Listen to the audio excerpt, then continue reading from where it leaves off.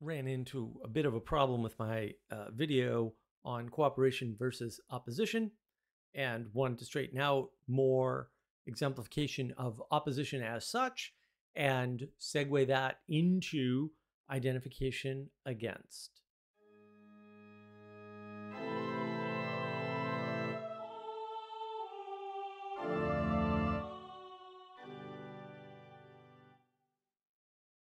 So I was talking to my editor, and I'm not sure this happened before, but didn't quite like the cooperative versus opposition video. Wanted to see what he thought. He said, "Look, there's some stuff we can cut it out, but you're missing a bunch of exemplification about opposition." And since I like to keep the videos on the shorter side and don't really want to do 40 and 50-minute videos of this kind, better with conversation, I figured we'd do a different video and just make it a part 2. So here it goes. We're going to talk about this opposition and identification against, and hopefully I can do a reasonable job of giving you examples of clear opposition. And opposition is a spirit we're seeing a lot of, where the default position is, whenever anybody tells you something, is to find a way where that's not true, or find that skeptical cynicism. Of course, I've got a video on that, and pry that into the conversation or make it an issue. So now you're denying leadership and authority. You're denying the truth or the possibility of discussion. To find the truth, right? You're sort of in this mode where you're opposed to what the person is saying or what they're proposing or what's happened or their framing or whatever. The problem with this is that it's not cooperative. Did a reasonably good job of giving examples of that. So when somebody says something sort of easy to understand, like, drug addicts tend not to pay attention to other people, and you immediately go, oh, well, I have this relative and they really pay attention to other people even though they're addicted to cocaine. And like, well, fair enough, maybe you do, but that's the exception, not the rule. And it's really important to pay attention to that. So going out of your way to find exceptions is a mode of opposition. If you look and you say, oh, well, most of the World War II soldiers were basically out to free prisoners of the camps, right? And then somebody else says, well, they didn't even know about the camps. It's like, well, why are you stirring up opposition? Right? There's a better way to frame that, is to say, are you sure? Instead of immediately coming up with a counterfactual, right? You can ask them why they think things and say, well, why do you think that? Why are you classifying all drug users this way? And maybe they're right and you're wrong, but at least you can have a discussion. Whereas if you go into this oppositional framing where you're just opposing what they say because it's not precise and accurate, and the problem with precise and accurate is that it's a hard standard. We live in a non-precise, non-accurate world, and you're making generalizations all the time because you have to. The world's too complex to be precise and accurate about most of it, nearly all of it.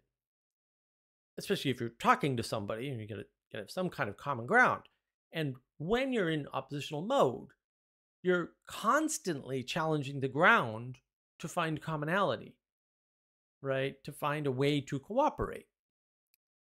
So that's part of the opposition, right? Like you can cast, say, the American Revolutionary War as an opposition to the British Empire. But that actually isn't what happened at all. It's not even close to a reasonable way to think about it. And look, I've gone over that before. I've got several videos where I sort of talk about that. All of them with Adam, I think, except the Rome versus Greece one, although that one, I think we mentioned it there too. So I've talked quite a bit about that history because it's something I know quite a bit about, read up on quite a bit. When you're thinking about things, it's important not to get stuck identifying against the person that you're talking with, because that's a form of opposition. And the reason why you don't want to identify against, as my good friend Manuel Post says often, is because when you identify against, no one knows where you stand, including you. So it's easy to say something like, well, I'm not an academic. Okay, but you didn't say anything about you. You said something about what you aren't, but that's not about you. That's excluding yourself from some identification or some group, or maybe both. And I'm not saying don't ever do that, but if that's all you do, there's a problem. Because if I don't know who you are, if I don't know what you're identifying with or in at the moment in terms of virtues and values, or even in terms of social status, how do I find common ground to talk to you? How do I cooperate with you? And that's the problem of opposition. Opposition is wrapped up in this idea of identifying against. You're like, oh, somebody made a statement. I'm going to find a way in which that statement's wrong. You're identifying against them or their statement or their position or whatever. And you can say, well, look, I'm not identifying against them. I'm identifying against their bad information. You're still not going to be able to cooperate with them. You're not going to be able to find common ground. That's a big problem. We need to cooperate. That's not an option. We have to cooperate. We need each other. It's just the world's too big and nature will kill you, maliciously or not. It's not really relevant. And it turns out, so far as I can tell, although I'm trying to buck the trend, we all die. Something to think about, because it happens, apparently. I mean, it hasn't happened to me, so I don't need direct proof, but there's some compelling evidence out there.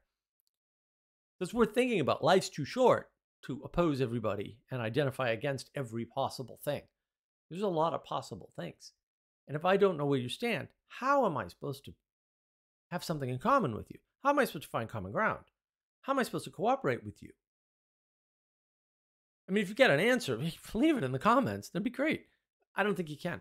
That's why it's important that you don't identify against, that you don't stay in constant opposition.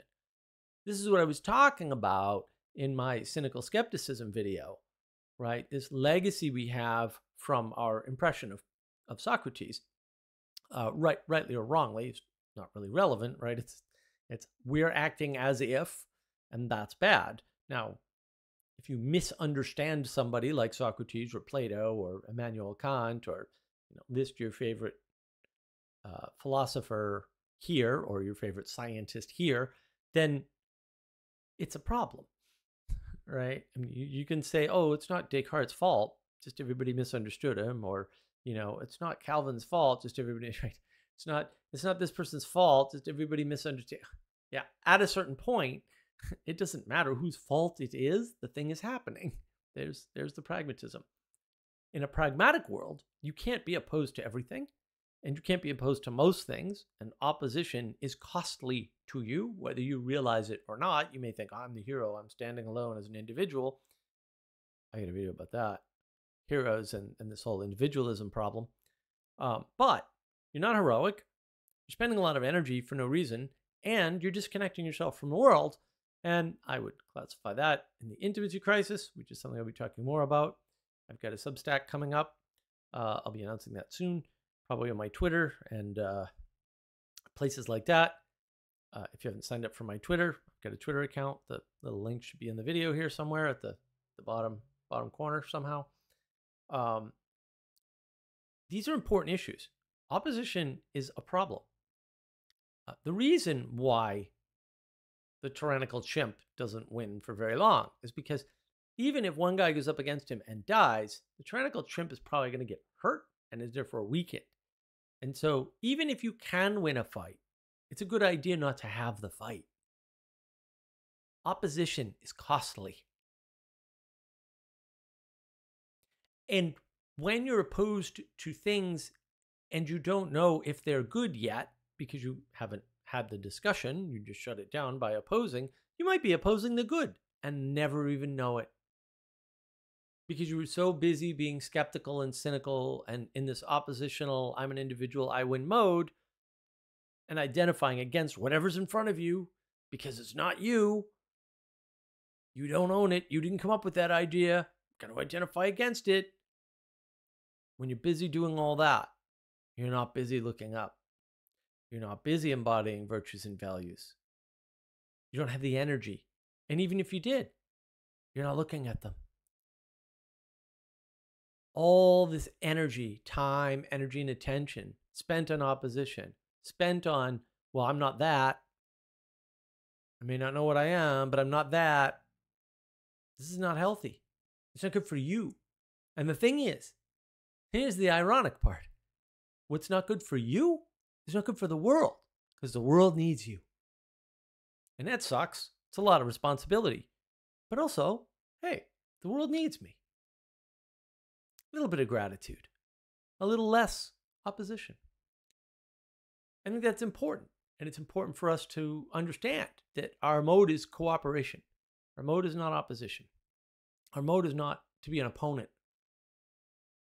We are not opposing ourselves. We are not supposed to be opposing each other.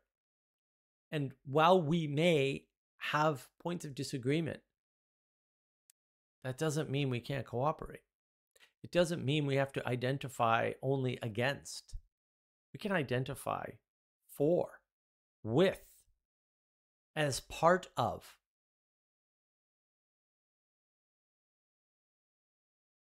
And I want you to reflect on the fact that, look, you're engaging in my channel, for which I am very, very grateful.